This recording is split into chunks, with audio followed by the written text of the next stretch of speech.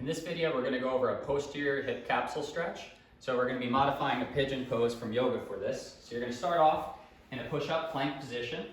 You want to have your knees off the ground so that they're out of the way as you try and take the restricted hip, in this one my right hip, and bring the shin underneath you. You'll want your foot to feel like it crosses your opposite thigh. And that's what's then going to let us bring the back leg down to the ground. And we want to keep it nice and close to the front leg so your hips stay tall to begin with. We want to get the stretch of, in this case, the right hip pocket area, not just from sinking deeper into it and letting our pelvis rotate away, but by taking up some of the tension that we can by rotating the pelvis towards the working hip.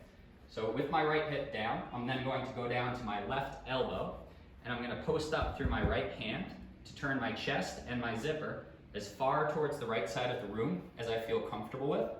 At that point, I can then basically increase or accentuate the stretch more by taking my back knee and slowly walking it back on the ground. You'll see that my hips will sink lower towards the ground and into more stretch of my back pocket. Once I've found the stretch, then I can essentially hold for about 30 to 60 seconds typically. I might get coached to basically focus on some breathing during that. Those of you who get used to that can then also start to offer a light pales or isometric contraction into this stretch, where I'm not going to drop my body weight, but I'm going to push my front leg down into the ground, and I should feel the stretched muscles start to contract. Hold that at the prescribed intensity for the prescribed amount of time.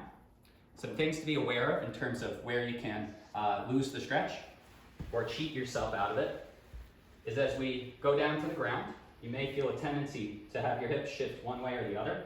You want to feel like your hips stay with headlights that are pointed directly towards your front knee. And we also want to make sure that you don't side bend the rest of your trunk one way or the other.